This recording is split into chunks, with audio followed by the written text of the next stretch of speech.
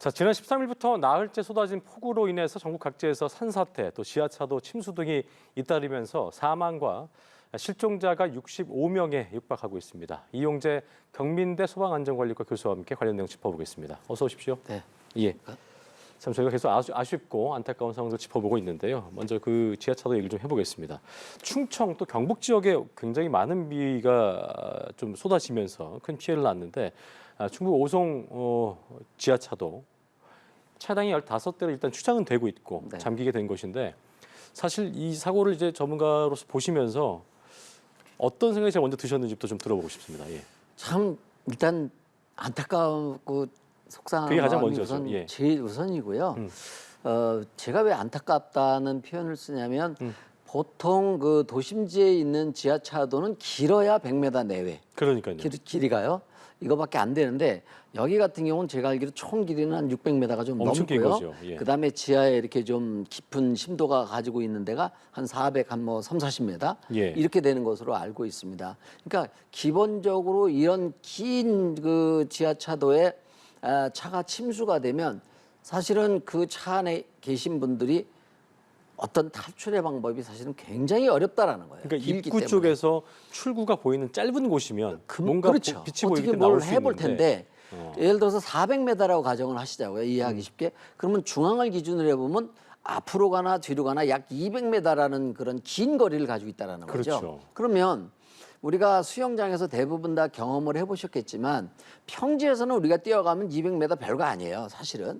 그렇지만 우리가 보통 물이 정계인 이상, 무릎 이상만 이렇게 차기 시작하면 걸어가는 속도도 초당 1m 가기도 어렵고요. 맞아요. 굉장히 그럼 200m를 이게 그 상황이 다 천차만별이긴 하지만 예를 들어서 예컨대 뭐 물이 가슴 정도 찼다.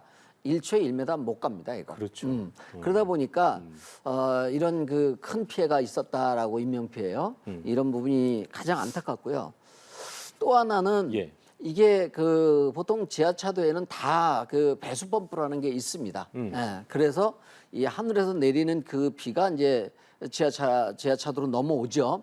그럴 경우에 그 정도 하늘에서 내리는 정도 그 정도를 감당할 수 있을 정도의 조금 더 그 상회하는 그걸 펌핑할 수 있는 펌프가 다 있지만 여기 지금 이 오송 지하차도 같은 경우는 여기도 분명히 펌프는 있었을 거고 뭐 그게 정상 작동했는지 안 했는지 제가 말씀드릴 부분은 아니고요. 예, 예. 네. 근데 여기서 여기 같은 경우는 지금 하늘에서 내리는 비만 글로 몰려드는 것이 아니라 제가 알기로 한 200여 메다 되는 인근에 제방이 있었죠. 뚝방이라고 보통 얘기도 하는데요. 그게 결국 그 하천을 막고 있는 뚝이 터져버린 거예요.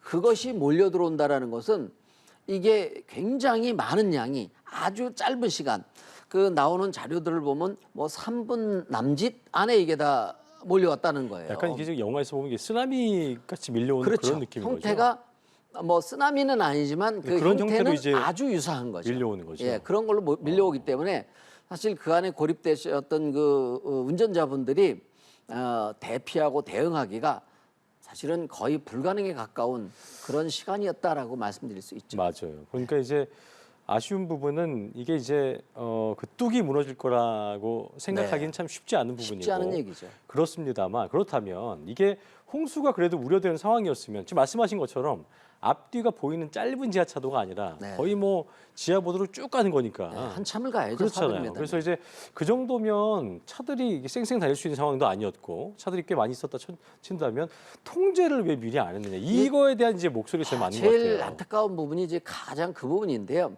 물론 여기서 제가 전문가라고 말씀드리는 것도 결과론적인 얘기예요. 그렇습니다. 솔직히 말씀드려서 예. 네. 이거 관리 주체가 호우 경보는 왔지만 그 단계별로 기준이 있을 거예요. 예. 그거에 따라서 이 정도 상황이면 통제를 해야 된다. 그거 이전에 이게 와서 때려버린 거예요. 그렇죠. 예. 그러다 보니까 그분들을 제가 비호하는 게 아니라요. 예. 그래서 제때 이 사고를 막을 정도의 조기에 통제가 되지 않았겠냐라는 조심스러운 추측을 해볼 수 있는 거죠. 교수님 오실 때는 네. 이게 보니까 그 궁평일리 전 이장분께서 연합뉴스랑 통화를 했는데 사고 나기 1시간 전에 굴삭기 한 대가 이제 그때서야 네, 네. 모래를 이제 긁어 모아고 뚝을 쌓고 있었다고 하는데 네. 그러니까 이때만 돼도 차들이 다니면 안 되는 상황이었던 거라고 봐야 되는 거죠. 위험한 시기다 그라고 볼 수 있는 거죠. 다분히 그렇게 그 통행이 에, 우려되는 그런 시점인 건 맞죠. 근데 이제 통제가 안 된 거는 네. 이게 이제 그런 게 있다면서요. 뭐 주의보만 발령돼도 통제를 하는 엄격하게 1급으로 하는 그런 지역이 있고 여기는 네. 3급 여기 정도로 같은 분류가 됐다고 경우는, 하던데. 예, 제가 알기로 3급이라고 하는 네. 건데 그 통제 단계가 좀 하위라고 할까요? 아, 뭐 그래요? 이렇게 볼 수밖에 있겠죠. 그 둑이 무너져서 그 물 때문에 네. 여기로 그게 쏟아질 거라는 생각을 못했던 거라고밖에는 볼 수 없는 상황인 그렇죠. 거죠. 관리를 하는 주체가 그것을 예측했는데 알고도 했다라고 한다는 뭐 그러겠죠. 그거는 말이 안 되는 얘기고요. 네. 그렇다면 이제 이런 비슷한 상황에 놓인 곳이 있다 그러면 저희가 앞으로도 이제 뭐 상황을 봐야겠습니다만 3급이어도 이제 이번 일을 계기로 무조건 비가 많이 내리면 도로 통제를 해야 된다. 좀 그런 이제 상황을 통행하시는 하고. 분이 불편한 건 사실이겠지만 불편한 것은 잠깐이고요. 네. 그걸로 인해서 불편한 곳으로 생명이 왔다 갔다 하진 않거든요. 네. 그래서 좀 더 적극적으로 선제적으로 특히 장마철에 이렇게 폭우가 예측되고 이럴 때는 불편을 좀 감수하고라도 시민들의 적극적인 어떤 통제. 사실 제가 오늘 이제 저도 오면서 예. 의정부 쪽에서 이제 거쳐서 노원을 거쳐서 여기까지 왔는데 올 때 폭우가 좀 많이 쏟아졌어요. 그랬었죠. 예. 옆에 이제 지하차도도 지나왔고 바로 그 중량천이라는 큰 하천도 있고 사실 저도 겁이 났었어요. 겁이 나셨겠어요. 네. 예, 그럴 수 있죠. 과연 오늘 방송하러 가야 되는 게 맞는지 올 때는 괜찮을지 네, 사실 그런 우려가 굉장히 오더라고요. 그렇군요. 이게 보니까 소방당국이 어쨌든 여기 궁평 지하차도 물을 빼내야 되니까 네. 또 이제 실종자들을 찾는 게 제일 우선이기 때문에 잠수부 수색도 계속 하고 있는 상황인데 배수도 좀 원활치 않지만 그 토사물이나 이런 네. 뻘들 때문에 그것도 그런데 사실 잠수부가 뭐 바다 같은 곳이 아니어도 이게 흙탕물이라는 거는 들어갔을 때 아예 시야가 네, 차단되는 거잖아요. 그렇습니다. 오히려 바닷물이나 평상시에 개천 같은 물은 깨끗하죠. 그러니까요. 가시도가 길거든요. 근데 여기 같은 경우는 지금 뭐 홍수로 인해서 그 진흙탕물, 토사라가 막 뒤엉켜져 있고 뻘 막 이런 게 뒤엉켜져 있고 각종 뭐 지저분한 이물질 이런 게 있기 때문에요. 제가 들어가 보진 않았지만 이 정도 상황이라면 예. 아마 가시거리가 1m도 확보하기가 어려웠을 거라고 판단이 앞에 들고요. 있는 게 보이지도 않을 그렇죠. 정도로 바로 앞에 바로. 것도 안 보인다는 얘기죠. 또 하나는 이게 이제 일반 바다나 이런 경우라면 잠수부가 잠수를 한다 하더라도 호흡을 위해서 올라올 수가 있는데요. 여긴 지하차도라는 거예요. 올라올 수가 없어요, 중간에. 왜? 위에 벽이 있으니까요. 천장이 있으니까. 그렇기 때문에 잠수부나 소방대원의 안전도 중요하기 때문에 무리를 내서 안전성이 확보되지 않는 상태에서 현장을 지휘하시는 분이 투입하기도 굉장히 어려웠던 또 위험할 수 있는 거잖아요. 위험할 수 있는 그렇죠? 것이죠. 그런 부분도 있죠. 물론 그 유가족분이나 주변에서 그것을 보시는 우리 시민들은 정말 1초가 1시간 같죠. 속이 그러니까요. 막 예. 바짝바짝 탈 거라는 것은 충분히 이해가 되죠. 예. 네. 이게 참 보면 그 일단 구조가 급선무기 때문에 그렇다고 얘기를 합니다만 지금 말씀하셨던 것처럼 여의치가 않은 상황인데 아까 얘기하셨던 대로 400m가 넘는 네. 그리고 높이는 4.5m 규모고 이게 이제 이 안에 가득 찬 양의 물의 양이 6만 톤 정도. 네. 그러니까 사실 6만 톤 어마어마하다 생각이 되지만 그게 어느 정도일까 또 체감이 안 되거든요. 그렇잖아요, 최 교수님. 그러니까 뭐 6만 톤이라고 하면요. 쉽게 말씀드려서 가로 세로 높이 1m짜리가 6만 개가 있는 양이거든요. 6만 톤이라는 것은요. 엄청난 양이군요. 엄청난 양이죠. 예. 그래서 제가도 이제 영상에서 봤지만 우리 소방대원분들이 대형 펌프를 갖다가 설치를 해놓고 물을 푸는데요. 제가 알기로 그 정도 펌프는 국내에서 보유하고 있는 대용량 용량이에요? 펌프라고 그래요? 판단이 되거든요. 네네. 근데 6만 톤을 퍼낸다는 건 암만 대형 펌프라도 하더라도요. 굉장한 시간이 걸리고 또 하나는 지금도 물막이를 다 해놓고는 있지만 비는 오고 그래도 물은 또 일정량 또 유입은 되고 있고요. 그래서 암만 대용량 펌프라 하더라도 시간이 많이 지체되는 부분은 있습니다. 예. 보면 저 지금 물 나가고 있는 네. 물을 뿜고 있는 굉장히 대용량으로 뿜고 있기 때문에 저게 왜 안 빠져라고 얘기할지 모르겠습니다만 이게 계속 물이 또 유입되고 있는 거잖아요. 그렇죠? 예. 유입되고 있는 거죠. 상황이. 그러니까 워낙 많은 양이기 때문에 지금 저 퍼내는 양을 보시면 펌프의 규모도 그렇고 그 물줄기도 엄청나긴 하지만 그러니까요. 그 양에 비해서는 사실 참 부족한 부분이 많은 거죠. 그러다 보니까 시간이 오래 걸리는 거고 예. 보시는 국민 더군다나 유가족들은 정말 타들어가는 심정이긴 하죠. 매년 그 저희가 침수 이런 장마철 때 침수 사고에 대한 그 안타까운 소식을 전하면서 생각이 드는 게 그런 거죠. 많은 국민들께서도 생각하실 거고, 아니 이게 뭐 보완을 하고 할 텐데 지하차도 침수 사고란 거는 왜 이렇게 발생을 하는 거지? 근본적인 어떤 뭐 방법은 없는 건가? 그러니까 사람이 빠져나오지 못해서 미처 그런 경우도 많이 있는데 근본적 이유는 어떤 거라고 좀 교수님께서 보시는지 들어보겠습니다. 뭐 여러 가지가 있겠지만요. 과거랑은 이 홍수, 폭우의 형태가 좀 많이 바뀌었다라는 거죠. 바뀌었다. 기상 이변 때문에 오죽하면 이번에 그 도깨비 폭우, 뭐 홍수 이런 말까지 나왔어요. 그렇죠. 극한호우란 말도 그렇죠. 나왔고요. 예. 뭐 도깨비가 가지고 있는 의미가 뭐겠어요? 정신이 없는 거예요. 그냥 뭐 규칙도 없어요. 아무데나 막 나타나는 거예요. 홍길동이란 말도 예, 있었고. 홍길동 같이요. 그러다 보니까 우리 대응하는 입장에서도 사실은 기상 예보를 하는 입장에서 굉장히 어렵고 예. 또 그렇게 불규칙하게 국지적으로 막 이 홍수를 때려버린다 보니까 그 대응하는 데 상당히 어려운 부분이 있는 것은 사실이죠. 예. 네. 사실 그러니까 이제 재발하지 않기 위해서 정부 입장에서도 애를 쓰고 있습니다만 이걸 근본적으로 제도적으로 어떤 걸 좀 보완해야 되고 사실 그리고 비가 이렇게 많이 와버리면 그 지금 있는 인프라들이 사실 뭐 다 오래된 부분이 있고 네. 그 괴산댐 같은 경우는 1957년이니까 뭐 시간이 7, 80년 지난 상황이기도 네. 하고 하지만 그걸 모든 걸 보완할 수 있겠습니다만 그런 것들이 진짜 좀 그래서 난망하겠더라고요. 이번에 우리가 큰 교훈을 얻었다라고 볼 수 있죠. 아직 장만 끝나지 않았습니다. 예. 어쨌든 지금 상황에서도 큰 교훈을 얻었습니다. 그래서 대비를 앞으로 어떻게 할 건가라는 거 이게 이제 가장 중요한 부분인데요. 전국의 지하도가 뭐 얼마나 많습니까? 뭐 저도 몇 개인지는 정확히 모르겠습니다만, 그렇죠. 네, 무지하게 많이 있습니다. 그렇다면 그 지하도가 다 위험한 건 아니거든요. 거기에도 위험 등급은 다 따로 있습니다. 그래서 그것을 순차적으로 전체적인 어떤 전수 조사를 한다든지 해서 그 어떤 그 높낮이요. 과연 이 지하차도가 얼마나 주변보다 낮은지 침수 우려가 있는 곳인지 아닌지에 따라서 등급을 분명히 돼 있을 것이고요. 그래서 그 위험도에 따라서 저지대에 있는 거일수록 또는 하천이나 이 강 주변에 있는 그런 그 지하도 이런 걸 우선적으로 보완할 필요가 있다라는 얘기죠. 예. 그리고 이번에 느꼈던 거는 그 지하차도가 길잖아요. 네. 그러니까 짧은 곳이야 뭐 그런 건 없다 치지만 그냥 일반적으로 생각했을 때 아니 그렇게 긴 공간인데 터널들도 중간에 나가는 문 같은 게 있고 대피 시설이 있는데 이런 지하차도 같은 경우도 그런 것들을 만들어내야 되지 않겠냐는 목소리도 있더라고요. 그 근데 부분은 어떻게 좀 그거는 알아볼까요? 화재 시에는요.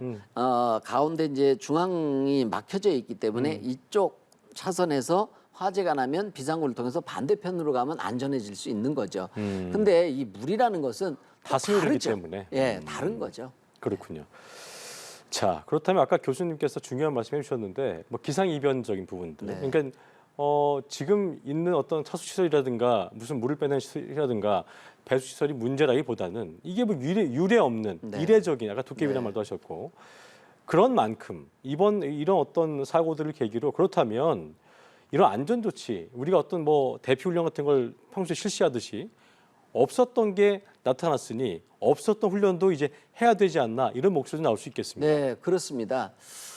사실 그 대비만큼 우리가 요령을 알고 대처하는 것만큼 최선이죠, 뭐 그게. 최선의 방법은 없습니다. 네네. 그래서 이번에 이제 침수 같은 경우도 아마 이번 사고를 겪고 나서 겪으면서 국민들도 많은 대피용을 아마 숙지는 하셨을 거라고 보여져요. 예. 그래서 이럴 때 그런 그 대처 요령 중심으로 좀 언론에서도 많이 좀 홍보를 할까요? 어떤 교육성의 그런 방송이 나가야 될 것은 분명하고요. 예, 예. 또는 좀 장기적으로 보면 이런 기후의 어떤 위험성 나지 또는 뭐 다른 사회 재난, 뭐 자연 재난, 뭐 재난은 크게 두 종류지만 이런 거에 대한 어떤 대비, 이런 교육 이런 것들도 아예 학교부터 초중고등학교부터 차근차근 좀 뭐 이렇게 시행이 돼야 되지 않겠느냐. 예컨대 예를 들자면요. 뭐 초중고등학교에서 우리 옛날에 왜 민방위 그런 거 대피 훈련 있죠. 했잖아요. 예, 그런 것도 있고 것처럼. 예. 뭐 봉사 활동도 몇 시간 이상 해야 뭐 졸업이 되고 인증 이런 게 필수적으로? 있습니다. 예. 아하. 그래서 안전 교육도 뭐 1년에 뭐 몇 시간 이상은 받아야 뭐 넌 패스해서 학년을 올라갈 수 있다든지 졸업을 할 수 있다든지 네네. 이런 것도 좀 세부적으로 검토해서 도입할 필요도 있다. 이렇게 좀 말씀드릴 수 선택 있습니다. 사항이 아닌 필수 사항이 그렇습니다. 된다. 예. 자, 그리고 이제 비가 이렇게 내리면서 또 하나 최근에 그 정선에서 발생했던 산사태 보셨죠? 네. 전 사실 그거 뭐 보면서 영화에서도 저런 폭파 장면 같을 정도로 이게 네. 어떻게 자연현상으로 일어난 건가 싶을 정도로 우리나라에서는 굉장히 어마어마한 규모의 산사태였는데 네. 비가 지금 계속 내리고 있습니다. 네. 그럼 집안이 약할 수밖에 없겠고 이런 어떤 그 현상이 또 나타나지 말라는 법이 없는 거잖아요. 그렇죠? 사실 그 부분이 제 입장에서도 제일 걱정되는 부분이 그 부분입니다. 뭐냐면 벌써 지금 일주일 넘게 지역에 따라서 차이는 있었지만 네네. 일주일 넘게 비가 상당히 많은 양이 지속적으로 왔다라는 얘기죠. 그랬을 경우에 거의 우리나라 전 국토가 물이 엄청나게 먹고 있다라는 거예요. 그만큼 함수율이 높다 보니까 이게 취약해져 있고 이런 상태에서 어떤 비가 다시 조금이라도 내린다든지 하면 산사태가 또 일어날 수 있고요. 예. 또 붕괴됐던 지역도 다시 일어나지 말라는 법은 없습니다. 또 일어날 수도 있습니다. 교수님께서 이런 어떤 환기 차원에서 사실 우리가 차를 타고 가다가 비가 너무 많이 오고 차가 좀 잠긴 상태예요. 네. 그럴 때는 사실 그때도 대중교통이라면 차에 내려서 도망갈 수 있게 좀 뭐 딴 데로 피할 수 있겠습니다만 차를 놓고 간다는 게 사실 쉽지 않잖아요. 사실 쉽지 않습니다. 그런데 일상생활이 있는 저지대에 사시는 분들 같은 경우는 집이잖아요. 네. 그 집은 오히려 집을 버리고 이걸 딴 데 대피한다? 쉽지 않은 부분인데 둘 다 쉽지 않죠. 이번 걸 계기로 어떤 마음을 가져야 된다는 이 부분도 좀 네. 저희가 경각심 가져야 될 것 같습니다. 이제 차량에다가 이동하다가 이제 이런 상태가 와서 침수가 된다라고 하면 우리가 보통 이제 많이 얘기하고 있는 것이 바퀴 높이, 타이어 높이의 3분의 2 정도 되면 이제 버리고 탈출해야 된다라고 얘기를 많이 하죠. 근데 벌써 3분의 2가 됐다라고 하는 것은 굉장히 위험한 단계가 온 그렇군요. 거고요. 벌써 타이어를 중심으로 해서 한 반 정도 됐을 때는 아깝지만 차는 포기하셔야 돼요. 그래야 되는 거예요. 또 하나 도저히 나는 뭐 못하겠다라고 하면 이제 벌써 포기할 단계도 아니다라고 하시게 되면 창문을 여셔야 돼요. 그래서 차 내에다 물을 채우셔야 돼요. 그래야 문이 열리는 그러지 거예요? 않으면 문이 열리지 않고요. 썬루프도 열어야 되는 거고요. 어. 또 하나 뭐 쉽지는 않을 수도 있겠지만 창문을 경우에 따라서는 깨야 되는 경우도 있는데 차율이 잘 안 깨집니다. 그렇죠. 손으로 웬만큼 쳐가지고 깨지는 게 아니라요. 아주 그 뭐랄까요 날카로운 그 금속이나 이런 걸로다가 모퉁이를 치면 비교적 잘 깨집니다. 예. 그래서 탈출로를 확보하는 게 우선이죠.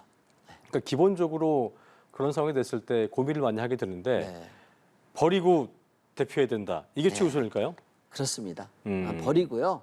또 자동차 시동을 끄시고 그래야 나중에 침수된 차도 비교적 덜 고장이 나는 경향이 있기 때문에 예. 반드시 시동 끄시고 무리하게 운전해서 탈출하시거나 이거 굉장히 위험한 거죠. 자, 경북 지역도 피해가 굉장히 큰 상황이고 또 예천 지역이 유난히 피해가 큰 상황인데 어쨌든 계속 그 지역에 계신 분들 입장에서는 어떤 또 위험한 상황이 닥칠지 모르는 상황이기 때문에 이해주셔야 되는 상황인데요. 자, 마지막으로 어떤 지금 방금 전에 뭐 그 얘기가 동호반복될 수 있겠습니다만 이 정부 입장에서도 어떤 부분에 대해서 좀 더 제도적으로 보완을 해야 될 것이고 또 지금 그 해당 지역에 계신 분들은 어떤 점을 또 유의해야 될지 끝으로 종합적으로 듣고 마무리 짓도록 하겠습니다. 지금 정부 차원에서도 홍수 예방지도 뭐 이런 것도 다 만들어져 있고요. 예, 예. 그 가동이 되고 있어요. 그래서 그런 것들이 뭐 완벽하지는 않습니다. 구축은 되어 있기 때문에 그런 것들을 국민들이 활용할 수 있는 어떤 홍보라든지 이런 예. 게 있다라는 거. 예. 또 하나 지금 완벽하다고 할 수는 없으니까 그런 그 시스템에 대한 업그레이드, 보완 이런 것도 병행해서 좀 추진돼야 될 거다 이렇게 말씀드릴 수 있습니다. 알겠습니다. 여기까지 이용재 경민대 소방안전관리과 교수와 함께 이야기 나눠봤습니다. 오늘 말씀 고맙습니다. 네, 수고하십시오.